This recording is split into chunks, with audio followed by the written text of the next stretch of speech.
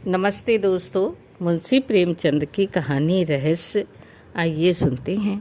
विमल प्रकाश ने सेवा आश्रम के द्वार पर पहुंचकर जेब से रुमाल निकाला और बालों पर पड़ी हुई गर्द साफ की, फिर उसी रुमाल से जूतों की गर्द झाड़ी और अंदर दाखिल हुआ। सुबह को वो रोज टहलने जाता है और लौटती बाद सेवा आश्रम की देखभाल भी कर लेता है। वो इस आश्रम का बनी भी है और संचालक भी। सेवा आश्रम का काम शुरू हो गया था। अध्यापिकाएं लड़कियों को पढ़ा रही थी, माली फूलों की क्यारियों में पानी दे रहा था और एक दर्जे की लड़कियां हरी हरी घास पर दौड़ लगा रही थी। विमल को लड़कियों की सेहत का बड़ा ख्याल है। विमल एक क्षण वहीं खड़ा प्रसन्न मन से लड़कियों की बाल कीड़ा देखता रहा, फिर आकर दफ्तर में बैठ गया। क्लर्क ने कल की आई हुई डाक उसके सामने रख दी। विमल ने सारे पत्र एक एक करके खोले और सरसरी तौर पर पढ़कर रख दिए।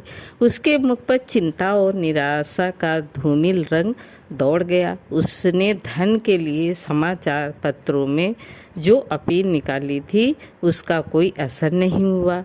कैसे ये संस्था चलेगी? लोग क्या इतने अनुदार हैं? वो तन मन से इस काम में लगा हुआ है। उसके पास जो कुछ था वो सब उसने इस आश्रम को भेंट कर दिया। अब लोग उससे और क्या चाहते हैं? क्या अभी वो उनकी दया और विश्वास के योग्य नहीं है? वो इसी चिंता में डूबा हुआ उठा और घर पर आकर सोचने लगा, ये संकट कैसे टले? अभी साल का आधा भी नहीं गुजरा और आश्रम पर 12,000 का कर्ज हो गया था। साल पूरा होते होते तो वो 20,000 तक पहुँचेगा। अगर वो लड़कियों की फीस एक एक रुपया बढ़ा दे तो 500 रुपये की आमदनी बढ़ सकती है। हॉस्टल की फीस 2-2 रुपये बढ़ा दे तो 500 रुपये और आ सकते हैं। इस तरह वो आश्रम की आमदनी में 12,000 सालाना की बढ़ोतरी कर सकता है।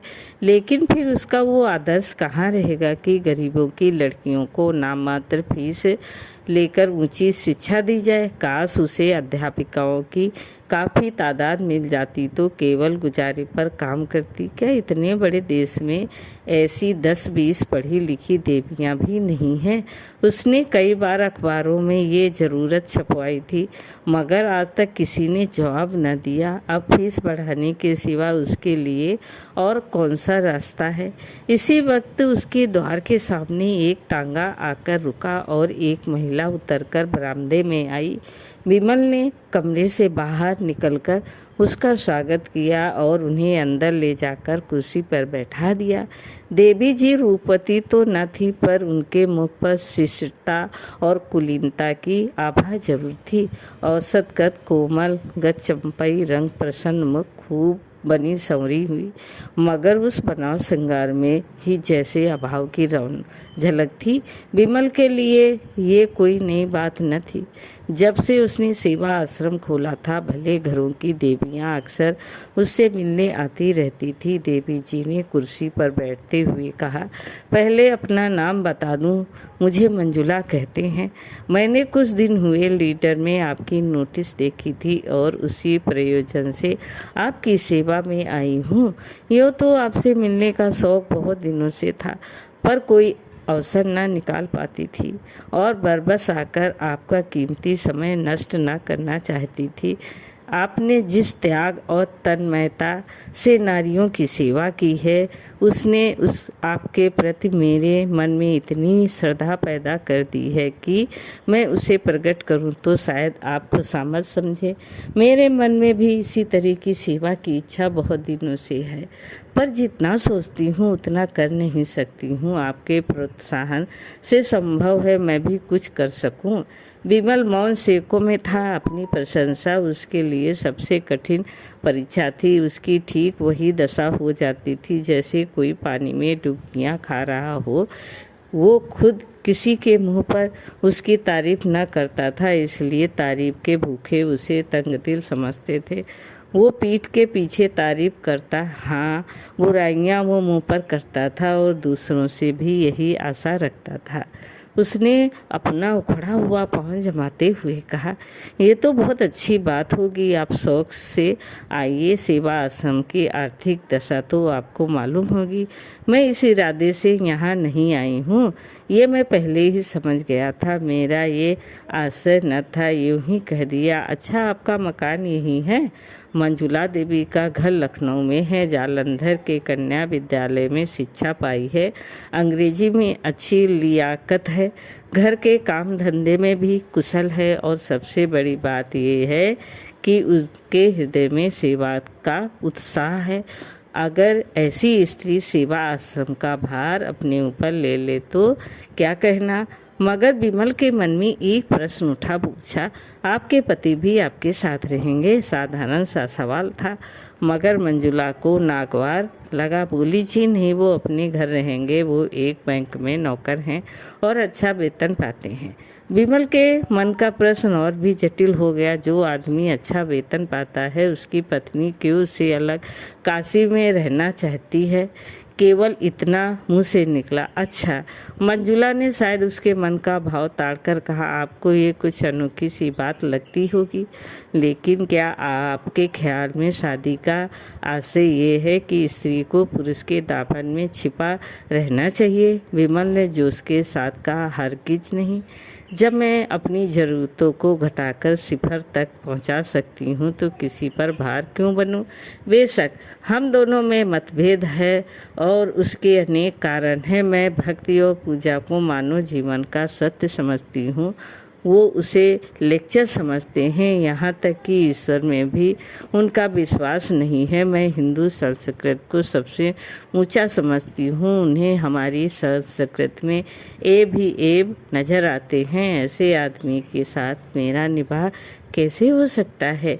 विमल खुद भक्ति और पूजा को ढोंग समझते थे और इतनी सी बात पर किसी स्त्री का पुरुष से अलग हो जाना उनकी समझ में न आया। उन्हें ऐसी कई मिसालें याद थी जहाँ स्त्रियों ने पति के विधर्मी हो जाने पर भी अपने व्रत का पालन किया। इस समस्या का व्यवहारिक अंग ही उनके सामने था। पूछा, लेकिन उन्हें कोई आपत्ति तो न होगी? मंजुला ने गर्व के साथ कहा, मैं ऐसी आपत्तियों की परवाह नहीं करती। अगर पुरुष स्वतंत्र है तो स्त्री भी स्वतंत्र है। फिर उसने नरम होकर करुण स्वर में कहा, यूँ कहिए कि हम वो 3 साल से अलग हैं, रहते हैं एक ही मकान में, लेकिन बोलते नहीं हैं।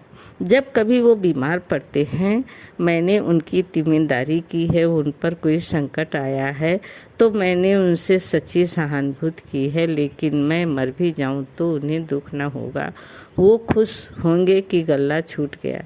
वो मेरा पालन पोषण करते हैं, इसलिए। उसका गला भर आया था। वो एक क्षण तक वो चुपचाप जमीन की ओर ताकती रही। फिर उसे भय हुआ कि कहीं विमल उसे हल्का और ओछी न समझ रहा हो, जो अपने जीवन के गुप्त रहस्यों का ढिंढोरा पीटती फिरती है। इस भ्रम को विमल के मन से निकालना जरूरी था। उसने उन्हें यकीन दिलाया कि आज तक किसी ने उसके मुंह से ये शब्द नहीं सुने। यहाँ तक कि उसने अपने मन की व्यथा कभी अपने माता से भी नहीं कही। विमल वो पहला व्यक्ति है जिसने उसने ये बातें कहने का साहस किया, और इसका कारण यही है कि वो जानती है उनके दिल में दर्द है और एक स्त्री की व्यवस्था का अंदाज कर सकते हैं। विमल ने लजाते हुए कहा, ये आपकी कृपा है जो मेरे बारे में ऐसा ख्याल रखती हैं। और उनके मन में मंजुला के प्रति श्रद्धा उत्पन्न हुई। बहुत दिन के बाद उन्हें एक देवी नजर आई जो सिद्धांत के लिए इतना साहस कर सकती है। वो खुद मन ही मन समाज से विद्रोह करता रहता था। सेवा आश्रम भी उसके मानसिक विद्रोह का ही फल था। ऐसी स्त्री के हाथों में वो सेवा आश्रम बड़ी खुशी से सौंप देगा। मंजुला इसके लिए तैयार होकर आई थी। मंजुला के जीवन में आत्मदान की मात्रा ही ज़्यादा थी। देह को वो इस भावना की पूर्ति का साधन मात्र समझती थी। दुनिया के बड़ी से बड़ी विकृत भी उसे शांति न दे सकती थी। मिस्टर मेहरा से उसे केवल इसलिए अरुचि थी कि वो भी साधारण प्राणियों की भांति भोग विलास के प्रेमी थे। जीवन उनके लिए इच्छाओं में बहने का नाम था। स्वार्थ की सिद्धि में नीति या धर्म की बाधा उनके लिए असहाय थी, मगर उनमें कुछ उदारता होती और मंजुला से मतभेद होने पर भी उनकी भावनाओं का आदर करते और कम से कम मुख से ही उसमें सहयोग करते तो मंजुला का जीवन सुखी होता, पर उस भले आदमी की पत्नी से जरा भी सहानुभूति न थी और वो हर एक अवसर पर उसके मार्ग में आकर खड़ा हो जाते थे और मंजुला मन ही मन सिमट कर रह जाती थी। यहाँ तक कि उसकी भावनाएं विकास का मार्ग न पाकर टेढ़े मेढ़े रास्तों पर जाने लगी। अगर वो इस अभाव को कला का रूप दे सकती तो उसकी आत्मा को शांति मिलती। जीवन में जो कुछ न मिला उसे कला में पाकर वो प्रसन्न होती, मगर उसमें वो प्रतिभा, वो रचना शक्ति न थी। उसकी आत्मा पिंजरे में बंद पंछी की भांति हमेशा बेचैन रहती थी। उसका अहम भाव इतना प्रच्छन्न हो गया था कि वो जीवन से विरक्त होकर बैठ सकती थी। वो अपने व्यक्तित्व को स्वतंत्र और पृथक रखना चाहती थी। उसे इसमें गर्व और उल्लास होता था कि वो भी कुछ है। वो केवल इसी वृक्ष पर फैलने वाली और उसके सहारे जीने वाली बेल नहीं है। उसकी अपनी अलग हस्ती है, अपना अलग कार्यक्षेत्र है। लेकिन यथार्थताओं के इस संसार में आकर उसे मालूम हुआ कि आत्मदान का जो रहस्य उसने समझ रखा था वो सरासर गलत था। सेवा आश्रम में ऐसे लोग अक्सर आते रहते थे जिनसे थोड़ी सी खुशामद करके बहुत कुछ सहायता ली जा सकती थी, लेकिन मंजुला का आत्म अभिमान खुशामद पर किसी तरह राजी न होता था। उनके यश गान से भरे हुए अभिनंदन पत्र पढ़ना, उनके भावनाओं में आकर उन्हें सेवा आश्रम के मुआयने का न्योता देना या रेलवे स्टेशन पर जाकर उनका स्वागत करना, ये ऐसे काम थे जिनसे उसे हार्दिक घृणा होती थी। लेकिन सेवा आश्रम के संचालन का भार उस पर था और उसे अपने मन को दबाकर और कर्तव्य का आदर्श सामने रखकर ये सारी नाज बदारियाँ करनी पड़ती थी। यद्यपि वो इन विद्रोही भावों को मकदूर भर छिपाती थी, पर जिस काम में मन ना हो वहाँ उल्लास और उत्साह कहाँ से आए। जिन समझौतों से घबराकर वो भागी थी वो यहाँ और भी विकृत रूप में उसका पीछा कर रहे थे। उसके मन में कटुता आती जाती थी और एकाग्र सेवा की धुन मिटती जाती थी। उसके विरुद्ध वो विमल को देखती थी कि उसके चेहरे पर कभी सिकन नहीं आती। वही असहाय मुख, वही उत्सर्ग से भरा हुआ उद्रव, वही क्रियाशील तन्मयता। छोटे से छोटे काम के लिए हमेशा हाजिर। सेवा आश्रम की कोई कन्या या अध्यापिका बीमार पड़ जाए, विमल उसकी तिमिरदारी के लिए मौजूद है। सहानुभूति का ना जाने कितना बड़ा कोड़ उसके पास है कि उसमें जरा भी क्षत नहीं आती। उसके मन में किसी प्रकार का संदेह या संशय नहीं है। उसने एक रास्ता पकड़ लिया है और उस पर कदम बढ़ाता चला जा रहा है। उसे विश्वास है इसी रास्ते से वो अपने ध्येय पर पहुंचेगा। राह में जो यात्री मिल जाते हैं उन्हें अपना संगी बना लेता है। जो कलेवा लेकर चला है वो संगियों को बांट कर खाने में आनंद पाता है। उसे नित्य परेशानियां उठानी पड़ती हैं, खुशामदें करनी पड़ती है, अपमान सहने पड़ते हैं, अयोग्य व्यक्तियों के सामने सिर झुकाना पड़ता है, भीख मांगनी पड़ती है, मगर उसे गम नहीं। वो कभी निराश नहीं होता, कभी बुरा नहीं मानता। उसके अंदर कोई ऐसी चीज़ है जो हजारों ठोकरें खाने पर भी ज्यों की त्यों उछलती और दौड़ती रहती हैं। अध्यापिकाएं अक्सर साधारण सी बातों पर शिकायतें करने लगती हैं, कभी कभी रूठ जाती हैं और सेवा आश्रम से विदा हो जाना चाहती हैं। और अगर धोबन ने कपड़े खराब धोए या कहारन ने उनकी साड़ी में दाग डाल दिए या चौकीदार ने उनके कुत्ते को धुतकार दिया, उनके कमरे में झाड़ू नहीं लगी या ग्वाले ने दूध में पानी मिला दिया, तो इसमें सेवा आश्रम के अधिकारियों का क्या दोष। पर इन्हीं बातों पर यहाँ रोना गाना मच जाता है। दुनिया सिर पर उठा ली जाती है और विमल सेवक की भांति अनुनय विनय करके उनका गुस्सा ठंडा करता है, उनकी घुड़कियाँ सुनता है और हंसकर रह जाता है। फल ये है कि अध्यापिकाओं की उन पर श्रद्धा होती जाती है। वो उसे अपना अफसर नहीं, अपना मित्र और बंधु समझती हैं। मगर मंजुला विमल से कुछ खिंची रहती है। कभी उससे कोई शिकायत नहीं करती, कभी उससे किसी मुआवले में सलाह नहीं देती। यद्यपि वो दिल से समझती है कि इस दुनियादारी को वो आत्मा का पतन कहकर उसे हे समझती है, वो वास्तव में विकसित मानवता का ही रूप है। फिर भी अपने सिद्धांत प्रेम के अभिमान को तोड़ डालना उसके लिए कठिन है, और इस अभिमान के होते हुए भी विमल की विशुद्ध निस्वार्थ व्यवहारिकता उसे जबरदस्ती अपनी ओर खींचती है। उसने साधारण मनुष्यों के विषय में अनुभव से मन में जो सीमाएं खींच ली थी, विमल उनसे ऊपर था। उसमें स्वार्थ का लेस भी नहीं है, अभिमान उसे छू भी नहीं गया है, उसके त्याग की कोई सीमा नहीं। मंजुला के आध्यात्मिक जीवन में मनुष्य का यही सबसे ऊंचा आदर्श था, लेकिन विमल को उस आदर्श के समीप देखकर उसे एक प्रकार की हार का बोध होता था। आदर्श का महत्व इसी में है कि वो पहुंच के बाहर हो। अगर वो साध्य हो जाए तो आदर्श ही क्यों रहे। मंजुला अपनी आदर्श भावना की ओर रुख ऊंचा बनाकर इस विचार में संतोष पाना चाहती थी है कि विमल अभी उस आदर्श से बहुत दूर है, लेकिन विमल जैसे जबरन उसका श्रद्धा पात्र बनता जाता है। वो अपने को प्रवाह में बहने से रोकने के लिए लकड़ी का सहारा लेती है, पर उसके पैरों के साथ वो लकड़ी भी उखड़ जाती है और वो फिर किसी दूसरी रुख की तलाश करने लगती है। अंत में उसे ये सहारा मिल जाता है। उसने अपनी तीव्र दृष्टि से देख लिया है कि विमल उसकी कारगुजारियों से संतुष्ट नहीं है। फिर वो उससे शिकायत क्यों नहीं करता, उससे जवाब क्यों नहीं मांगता। उसी तीव्र दृष्टि से उसने ये भी ताड़ लिया कि विमल उसके रूप रंग से अप्रभावित नहीं है। फिर वो शीतलता और उदासीनता क्यों? क्या इससे वो सिद्ध नहीं होता कि वो कपटी या कायर है? और उसे वो कितना खुलकर मिलता है, कितनी हमदर्दी से पेश आता है, तो मंजुला से वो क्यों दूर दूर रहता है, क्यों उससे ऊपरी मन से बातें करता है। वो पहले दिन का निष्कपट व्यवहार कहाँ गया? क्या वो ये दिखाना चाहता है कि मंजुला की उसे बिल्कुल परवाह नहीं है, या उससे केवल इसलिए नाराज है कि धनियों की चौखट पर सिर नहीं झुकाती? ये खुशामद उसे मुबारक रहे। मंजुला सेवा करेगी, पर अपने आत्म अभिमान को अछूता रखकर।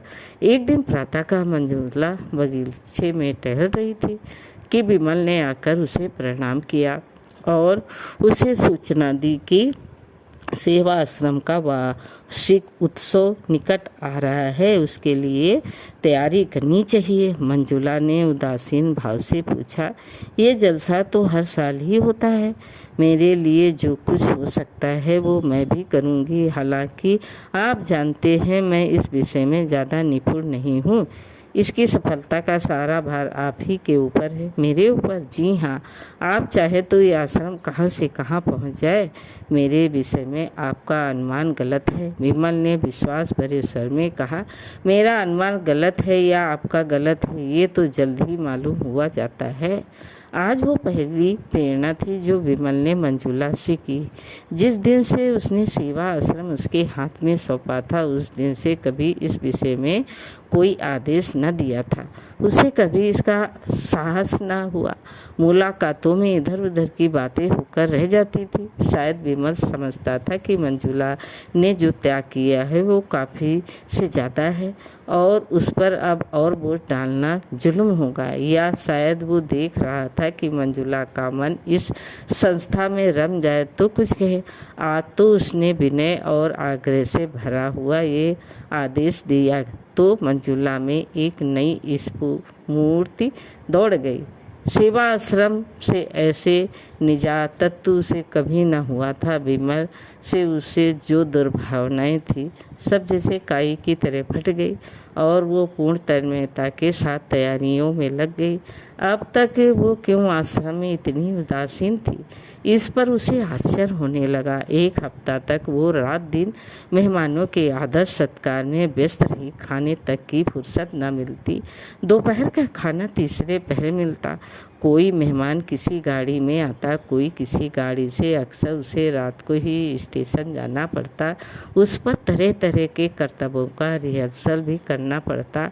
अपने भाषण की तैयारी अलग। इस साधना का पुरस्कार तो मिला कि जलसा हर दृष्टि से सफल रहा और कई हजार की रकम चंदे में मिल गई। मगर जिस दिन मेहमान रुखसत हुए उसी दिन मंजुला को नए मेहमान का स्वागत करना पड़ा, जिसने 3 दिन तक उसे सिर न उठाने दिया। ऐसा बुखार उसे कभी ना आया था। 3 ही दिन में ऐसी हो गई जैसे बरसों की बीमार हो।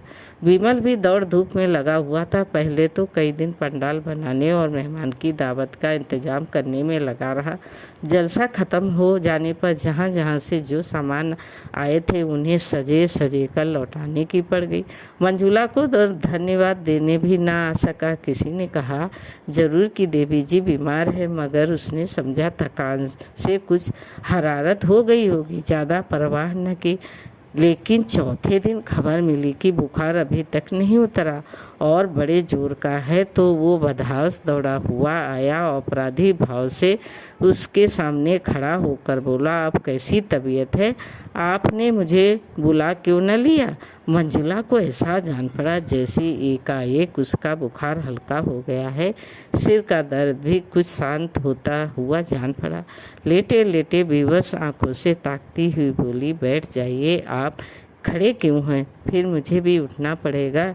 विमल ने इस भाव से देखा मानो उसका बस होता तो वो सारा ताप और दर्द खुद ही ले लेता। फिर आग्रह से बोला, नहीं नहीं, आप लेटी रहे, मैं बैठ जाता हूँ। इसका अपराधी मैं हूँ।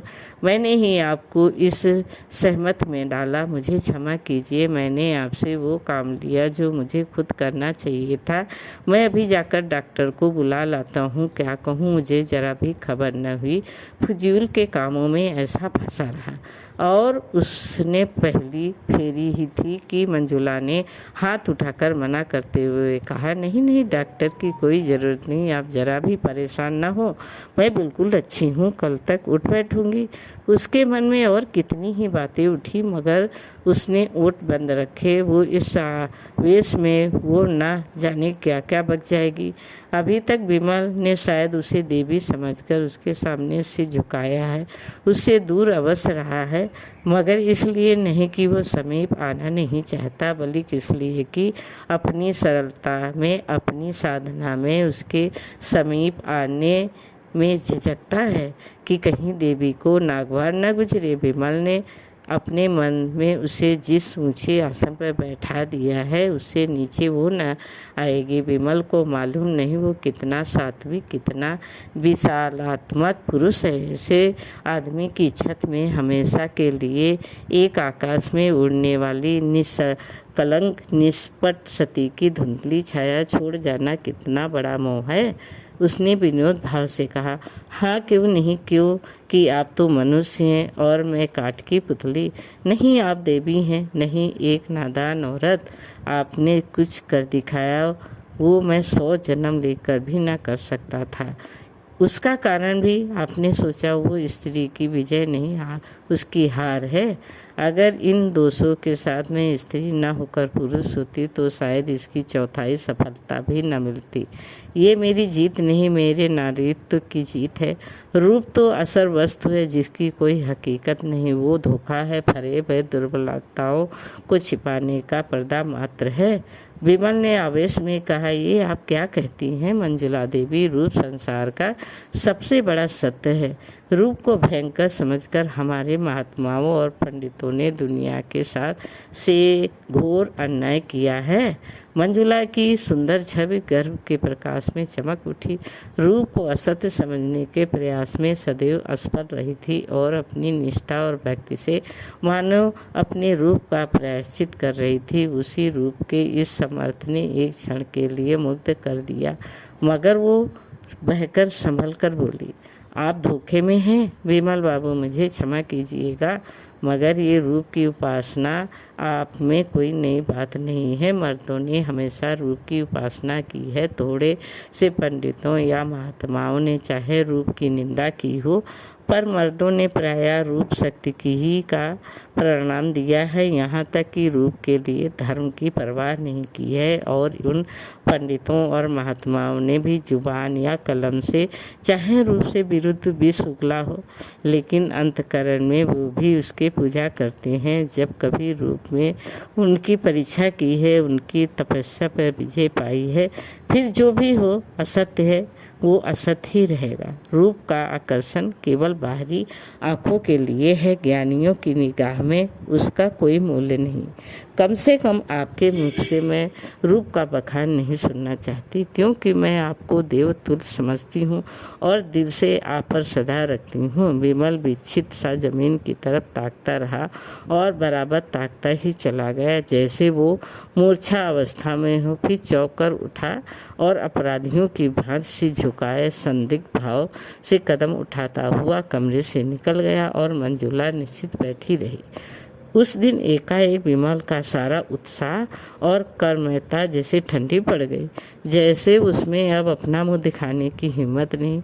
मानो इस रहस्य का पर्दा खुल गया और चारों तरफ उसकी हंसी उड़ रही है। वो अब सेवा आश्रम में बहुत कम आता और आता भी है तो अध्यापिकाओं से कुछ बातचीत नहीं करता, सबसे जैसे मुंह चुराता फिरता है। मंजुला को मिलने का कोई अवसर नहीं देता और जब मंजुला हार कर उसके घर जाती है तो कहला देता है घर में नहीं है। हालांकि वो घर में छिपा बैठा रहता है और मंजुला उसके मनोरहस्य को समझने में असमर्थ है। विमल ने अपनी साधना और सद्रव से उसे अपनी ओर आकर्षित कर लिया है, इसमें संदेह नहीं। वो एक नारी की गहरी अंतर्दृष्टि से देख रही है कि विमल भी उसका उपासक बन बैठा है और जरा प्रोत्साहन पाने पर अपने को उसके चरणों पर डाल देगा। उसने वर्षों से जो जिंदगी बसर की है उसमें प्रेम नहीं है। सेवा और कर्तव्य का दामन पकड़कर भी उसे अपनी अपूर्णता का ज्ञान होता रहता है। जिस पुरुष में उसका प्रेम नहीं है, न विश्वास है, उसके प्रति वो किसी तरह का नैतिक या धार्मिक बंधन नहीं स्वीकार करती। वो अपने को स्वच्छंद समझती है, चाहे समाज उसकी स्वच्छंदता न माने, पर उसकी आत्मा इस विषय में अपने को आज़ाद समझती है। मगर विमल की नज़रों में आदर और भक्ति पाने का मोह इतना प्रबल है कि वो उस स्वच्छंदता की भावना को सिर नहीं उठाने देती।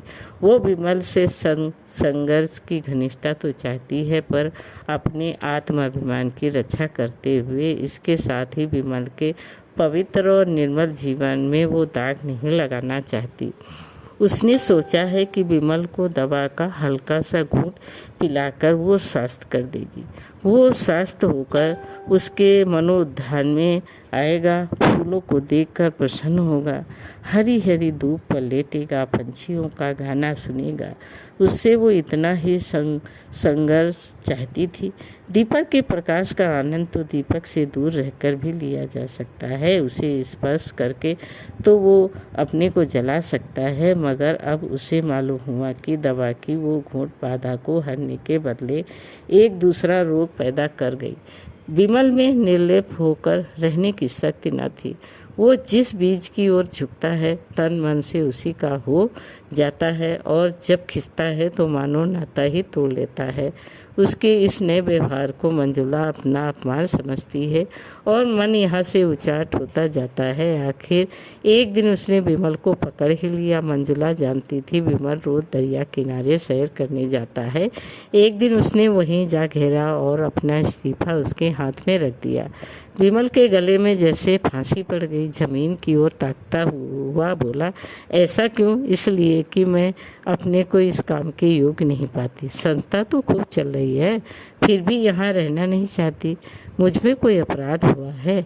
आप अपने दिल से पूछिए। विमल ने इस वाक्य का वो आशय समझ लिया कि जो मंजुला की कल्पना से भी कोसों दूर था। उसके मुख का रंग उड़ गया, जैसे रक्त की गति बंद होती गई। इसका उसके पास कोई जवाब न था। ऐसा फैसला था जिसकी कहीं अपील न थी। आहत स्वर में बोला, जैसी आपकी इच्छा, मुझ पर दया कीजिए। मंजुला ने आर्द्र होकर कहा, तो मैं चली जाऊं? और वो जैसे गले का फंदा छुड़ाकर भाग खड़ा हुआ। मंजुला करुण नेत्र से उसे देखती रही, मानो सामने कोई नौका डूबी जा रही हो। चाबुक खाकर विमल फिर सेवा आश्रम की गाड़ी में जुट गया।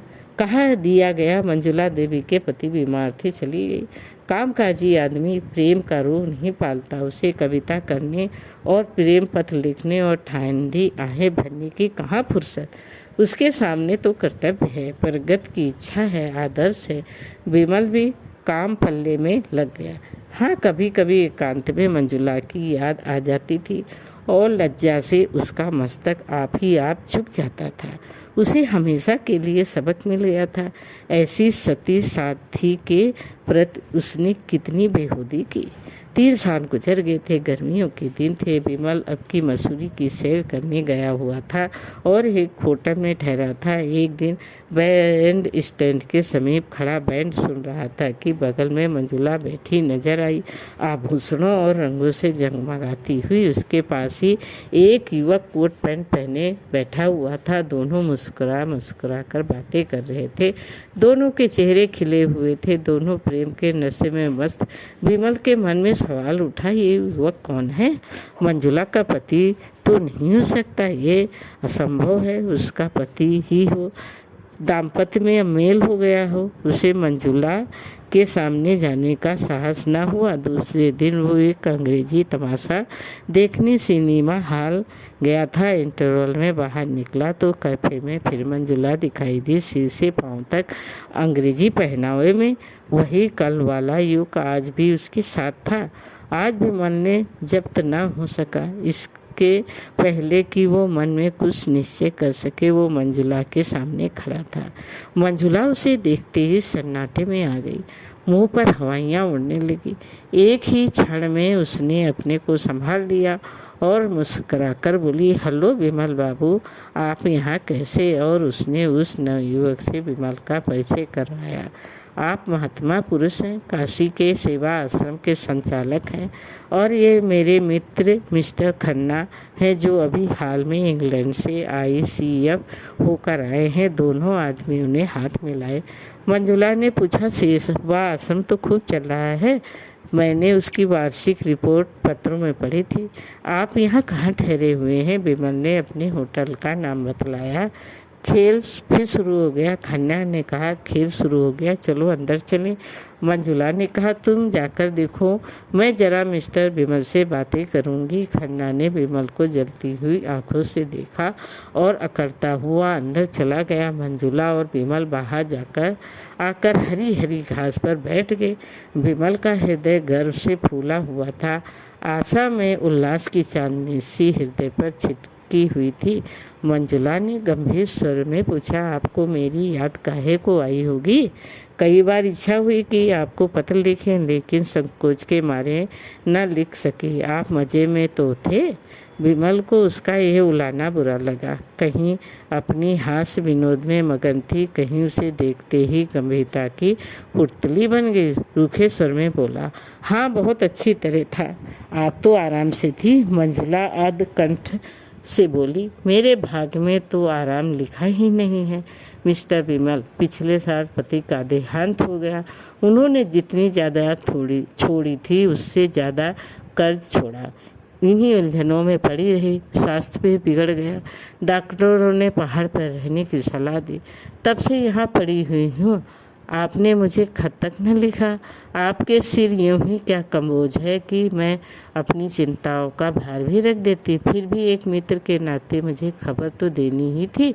मंजुला ने स्वर में श्रद्धा भरकर कहा, आपका काम इन झगड़ों में पड़ना नहीं है विमल बाबू। आपको ईश्वर ने सेवा और त्याग के लिए रचा है, वही आपका क्षेत्र है। मैं जानती हूँ आपकी मुझ पर दया दृष्टि है, मैं कह नहीं सकती मेरी नज़रों में उसका कितना मूल्य है। जिसे कभी दया और प्रेम ना मिला हो, वो इनकी ओर लपके तो क्षमा के योग है। आप समझ सकते हैं उनका परित्याग करके मैंने कितनी बड़ी कुर्बानी की है, मगर मैंने इसकी को अपना कर्तव्य समझा। मैं सब कुछ सह लूँगी, पर आपको देवत्व के ऊंचे आसन से नीचे ना गिराऊंगी। आप ज्ञानी हैं, संसार के सुख कितने अनिल हैं आप खूब जानते हैं। इनके प्रलोभन में ना ये आप मनुष्य हैं। आप में जो इच्छाएं हैं, वासनाएं हैं, लेकिन इच्छाओं पर विजय पाकर ही आपने ये ऊंचा पद पाया है। उसकी रक्षा कीजिए और आध्यात्म ही आपकी मदद कर सकता है। उसी साधना से आपका जीवन सात्विक होगा और मन पवित्र होगा। विमल ने अभी अभी मंजुला को आमोद प्रमोद में कीड़ा करते देखा था। खन्ना से उसका संबंध किस तरह का है ये भी वो समझ रहा था। फिर भी इस उपदेश में उसे सच्ची सहानुभूति का संदेह मिला। विलासिनी मंजुला उस देवी के रूप में नजर आई। उसके भीतर का अहंकार उसकी लोलुपता से बलवान था। सद्भावना से भरकर बोली, देवी जी, आपने जिन शब्दों में मेरा सम्मान किया है उसके लिए आपका एहसानमंद हूँ। कहिए मैं आपकी क्या सेवा कर सकता हूँ? मंजुला ने उठते हुए कहा, आपकी कृपा दृष्टि काफ़ी है। उसी वक्त खन्ना सिनेमा हॉल से बाहर आता दिखाई दिया। दोस्तों, कहानी कैसी लगी लाइक करें, सब्सक्राइब करें। धन्यवाद।